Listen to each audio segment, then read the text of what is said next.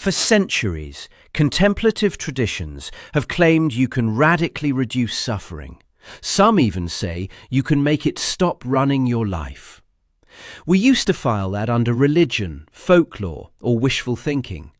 But then we put long-term meditators inside brain scanners. And what shows up in the data isn't magic.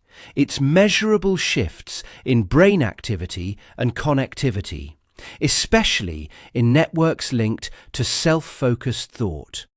Wait a second, are we talking about levitating? Because if the goal of this episode is to teach me how to float or glow in the dark, I'm out. I have a mortgage, not a monastery. Not at all. That is the Hollywood version. We're interested in the clinical version. When we look at the data, from early SPECT studies of meditation in 2001 to newer MEG work on brain dynamics and complexity in 2025, we don't see levitation. We more often see changes in a specific set of regions that support self-referential thinking and mind-wandering, especially a core hub called the posterior cingulate cortex. Exactly. Today, we're asking a single radical question. Is enlightenment just a biological state? Can we measure it? And more importantly, can you move toward it without spending 40 years in a cave? To answer that, you have to understand what we're actually aiming to change. In a famous experience sampling study using an iPhone app, people reported that their minds were wandering about 47% of their waking moments. And on average, they reported feeling less happy when their attention drifted away from what they were doing. Okay, so I'm miserable because I'm distracted.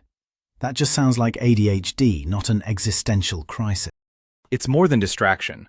It's the content of it. A narrator, a constant self-referential voice that judges, predicts, and worries. In neuroscience, we often point to the default mode network, a set of midline brain regions that tends to ramp up during mind-wandering and self-focused thought. And in experienced meditators, activity in core parts of this network can get quieter during practice. That is the roadmap for today.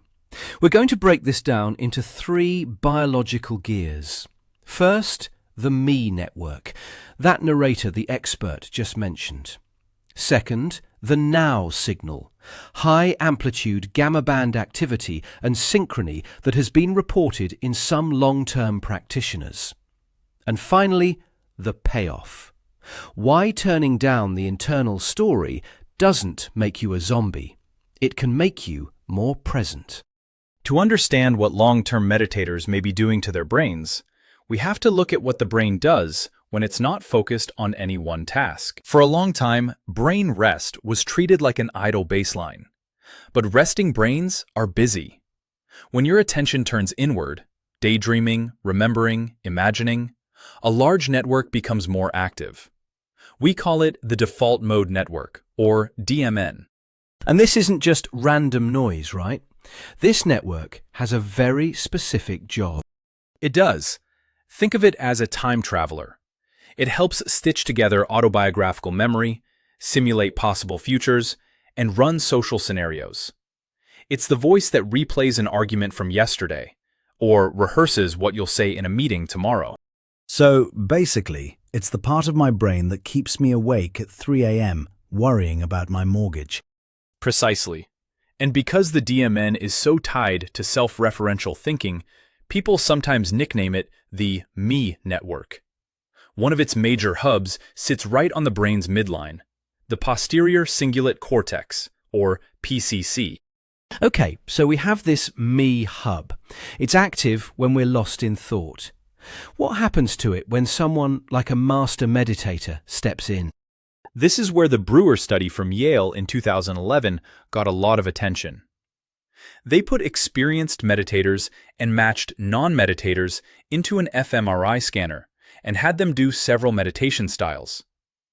In general, the PCC is a core DMN hub that's active during self-referential, wandering thought. But in the experienced practitioners, PCC activity dropped during meditation. In other words, they weren't just trying not to think. They showed a reliable reduction in activity in key DMN hubs linked to the self-focus narrative. Hold on. If I turn off the part of my brain that knows who I am and plans my future, isn't that just zoning out? I can do that by staring at a wall or watching bad TV.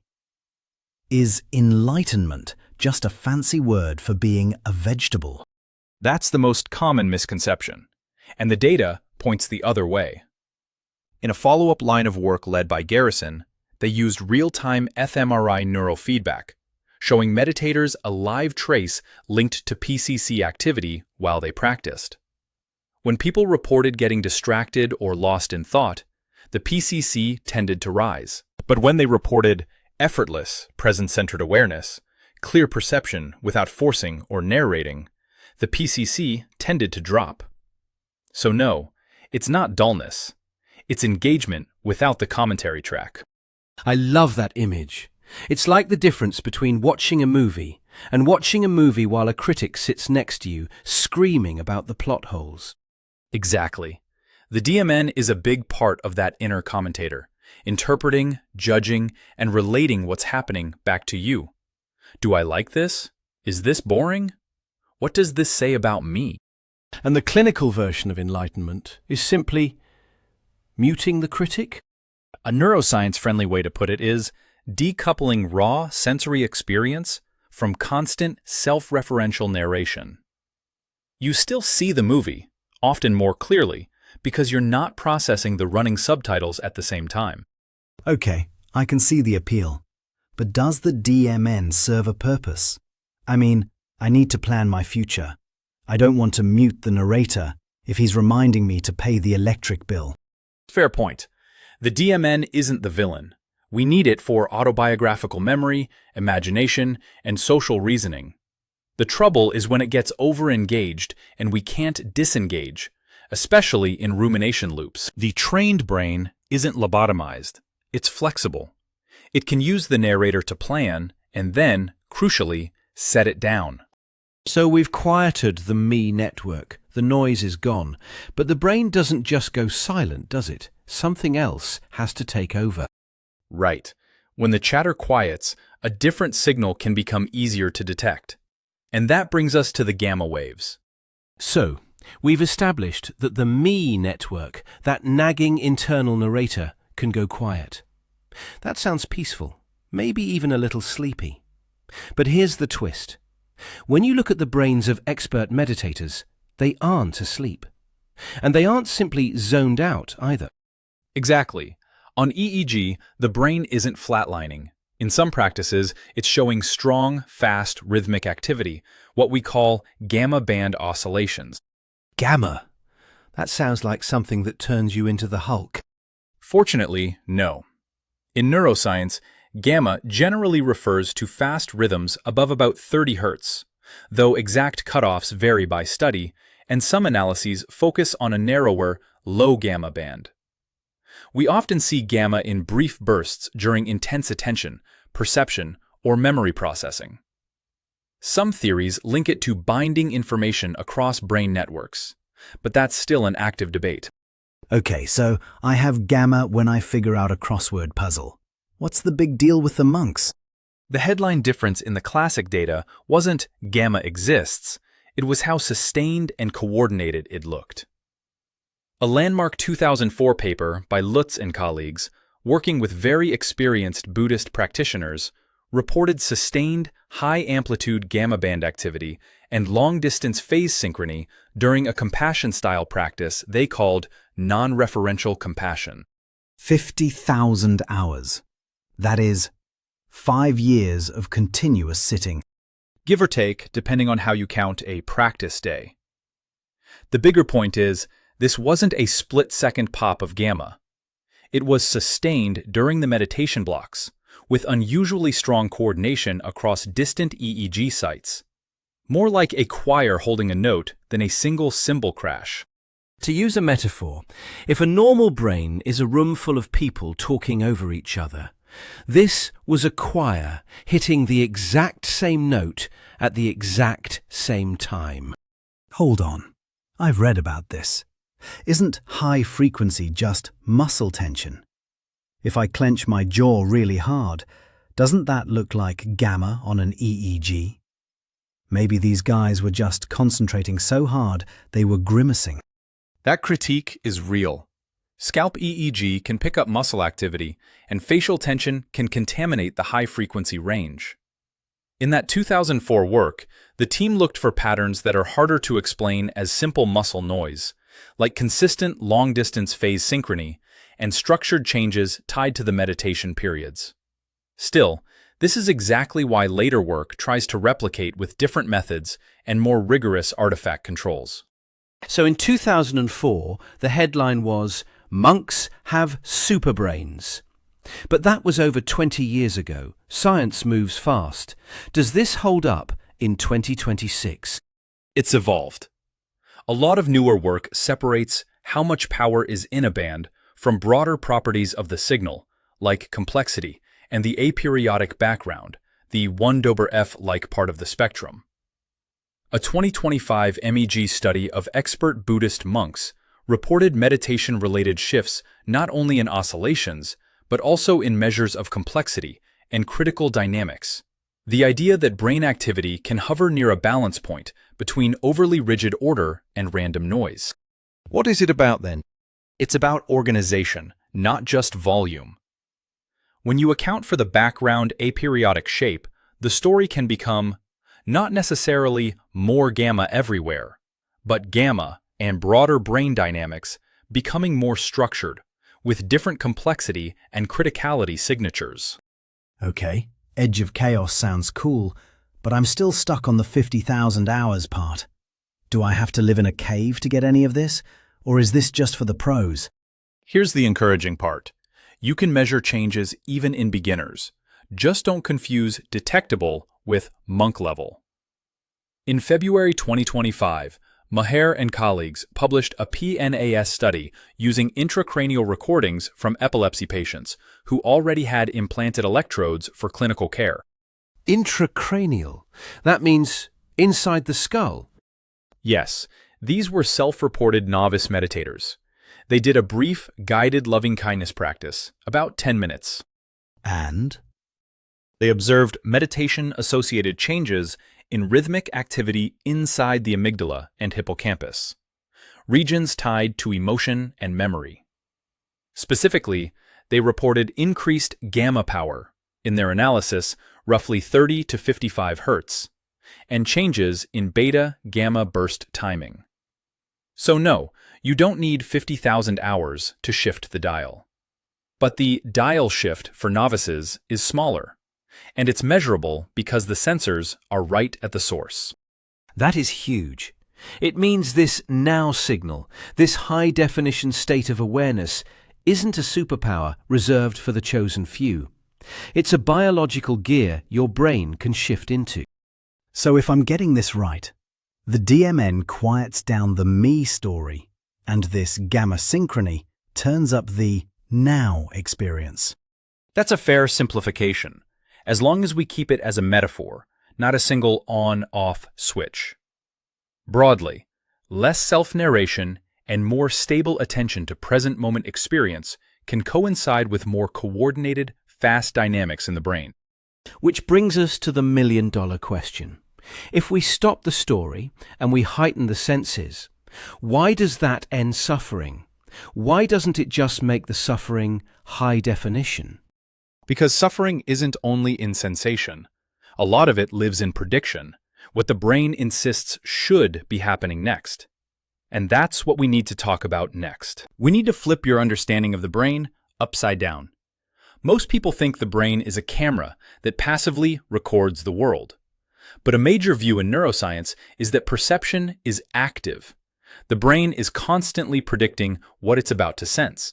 So instead of seeing what's actually there, I'm seeing what I expect to see. Precisely. Your brain runs an internal model of what it thinks is happening, and it uses incoming sensations to update that model. When the world doesn't match the prediction, you get a prediction error. Okay, I get the Matrix vibes. But what does this have to do with me being stressed about my mortgage or suffering in general? everything. In this framework, suffering isn't just pain. It's what happens when a threat prediction becomes sticky, like a hyper-aggressive spam filter. When that filter is set too high, everything, a tight chest, a rude email, gets flagged as danger. And the brain can lock onto that threat story with high confidence. In predictive coding terms, that's high precision. The prediction is weighted so heavily that it's hard to update. Precision. That's like the volume knob on the prediction. Exactly. If the precision on your "I am anxious" story is turned up to 11, your brain downweights signals of safety and interprets ambiguous sensations as proof you're in trouble. Wait a minute. If this is all just expectations, isn't meditation just the placebo effect? I expect to feel zen, so I do? Great question, and we can actually test it. A randomized fMRI study by Regner and colleagues in Biological Psychiatry, published in 2025, e-published in 2024, compared mindfulness training with a placebo cream manipulation during painful but harmless heat. They found a double dissociation. The placebo cream mainly shifted a placebo-related pain pattern linked to expectation and context, while mindfulness more strongly reduced brain signatures associated with pain intensity and negative affect. In other words, it wasn't just believing you feel better. So to use the metaphor, placebo is convincing the spam filter to let one email through. Mindfulness is retuning the filter? Close. Mindfulness is learning to turn down the precision knob on the story. You stop treating thoughts as commands. You start treating them as events that come and go. So I don't have to stop thinking. I just have to stop believing every thought is a breaking news alert. Spot on. You lower the confidence of the me prediction. The pain might still be there, but the extra suffering, the story that "this is ruining my life," can loosen. It's like noise-cancelling headphones for your internal narrator. The noise is there, but it doesn't hijack your attention. And that's a workable biological definition of ending suffering. Not the end of pain, but the end of clinging to a high-confidence story that the pain is you. So, the verdict. Is enlightenment a mystical fairy tale, or is it just biology? It's biology, but it's not magic. We're talking about trainable, measurable shifts in attention and self-referential processing. And we're not just looking at scalp EEGs anymore. Right, this is getting precise. Extremely.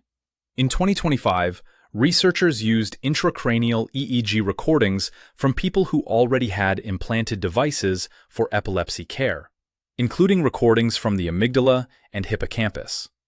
During a guided meditation practice, they observed clear, repeatable changes in deep brain activity. That doesn't prove enlightenment, but it does show the brain is measurably changing. Okay, but let's land the plane. I'm not going to implant electrodes, and I still have a mortgage. Does this actually change my Tuesday morning commute? It can change how it feels. The traffic, that's just the movie playing on the screen. The rage about being late, that's the commentary track. Exactly. Suffering is often the extra commentary. Across many studies, certain meditation practices are linked with reduced activity in default mode network hubs associated with mind-wandering and self-focused rumination, and stronger regulation from attention-related networks. You don't turn off life, you just stop arguing with it as much. So I don't become superhuman.